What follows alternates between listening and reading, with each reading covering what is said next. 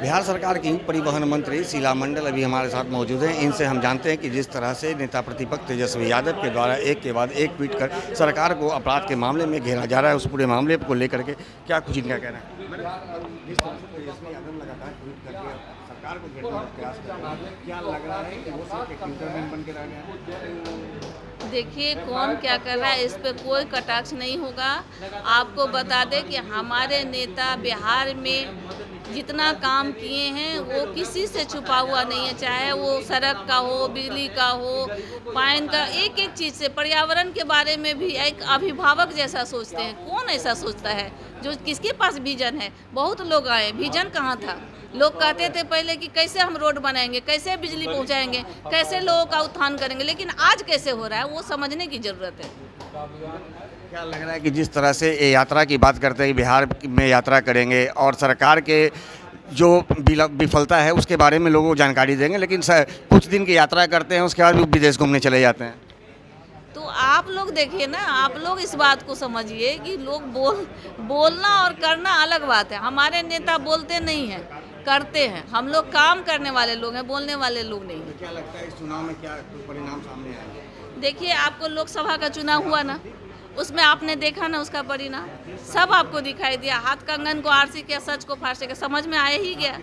तो उसी तरह से दिखाया जाएगा, आगे भी पता चलेगा। तो जैसा कि आपने सुना, परिवहन मंत्री ने साफ कहा है कि नेता प्रतिपक्ष तेजस्वी यादव के द्वारा जो ट्वीट किए जा रहे हैं वो जनता के बीच है और जनता जान रही है कि आज सुशासन के राज में नीतीश कुमार किस तरह से बिहार का विकास कर रहे हैं और इसका जो परिणाम होगा आगामी विधानसभा चुनाव में देखने को मिलेगा। बिहार सरकार के मंत्री रत्नेश सदा हैं, इनसे हम बात करते हैं। सर, लगातार तेजस्वी यादव ट्वीट करके सरकार को घेरने का प्रयास कर रहे हैं।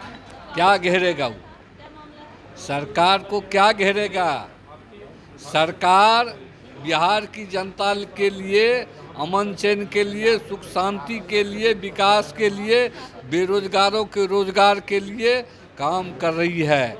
वो बेफालतू की बात करते हैं, उसके पास कोई काम नहीं है तो बेवजह का मुद्दा उठाकर बोलते रहते हैं। अपराध की जो लगातार बात कर रहे हैं, तो इस सुशासन की राज की आप लोग बात करते हैं, इससे पहले जो अपराध हुआ करता था, तो क्या लगता है कि पहले अपराध कम थी और ज़्यादा हो गई क्या? कहीं ज़्यादा उदय नहीं हुआ। पहले अपने माता पिता के कार्यकाल की बात करें, उनके समय में जो घटना करते थे, अपराधी को शरण मिलता था मुख्यमंत्री आवास में। आज जो घटना करता है उसका शरण कहाँ मिलता है? जेल खाने में। यात्रा करते हैं, यात्रा के बाद विदेश दौरे पर चले जाते हैं, उसके बाद भी लगातार सरकार को घेरने का प्रयास करते हैं दूसरे माध्यम से। अरे भाई, जनता से उसको कुछ लेना देना है? कोई लेना देना नहीं है।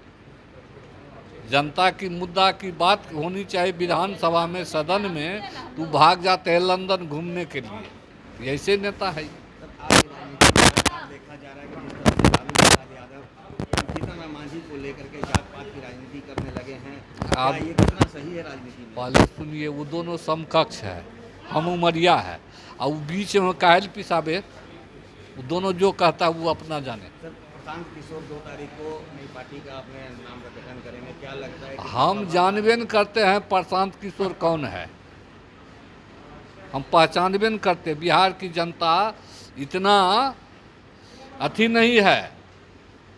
बिहार की जनता समझदार है, ईमानदार है, और आने वाला 25 में प्रशांत पांडे को जो इस दल से उस दल, उस दल से उस दल, सबके यहाँ इधर उधर किया है और चला है नेता बनने के लिए, सब नेतागिरी छोड़ा देगा बिहार की जनता। तो जैसा कि आपने सुना, रत्नेश सदा ने साफ कहा है कि जिस तरह से तेजस्वी यादव लगातार ट्वीट कर सरकार को घेरने का प्रयास करने के सवाल पर कहा है कि वो क्या सरकार को घेरेंगे, उन्हें अपने माता पिता के कार्यकाल को याद करना चाहिए, जिस समय उनके घर और उनके मुख्यमंत्री आवास से अपराधियों को संरक्षण दे करके अपराध करवाए जाते थे, लेकिन आज सुशासन की राज में अपराधियों की जगह जेल में है। इसके साथ ही उन्होंने प्रशांत किशोर पर भी हमला किया है और कहा है कि प्रशांत किशोर को तो वो जानते भी नहीं हैं, और प्रशांत किशोर के जिस तरह से दावे किए जा रहे हैं कि 2025 के चुनाव में काफ़ी प्रभाव रहेगा और सरकार को गिराने का काम भी वो करेंगे, तो ऐसे में उन्होंने कहा है कि ऐसा कुछ भी नहीं है। आगामी चुनाव के बाद ही पता चल जाएगा कि प्रशांत किशोर कौन है और क्या कुछ कर सकते हैं। सहयोगी रीति के साथ ज्ञानेंद्र वर्मा, दर्शन न्यूज, पटना।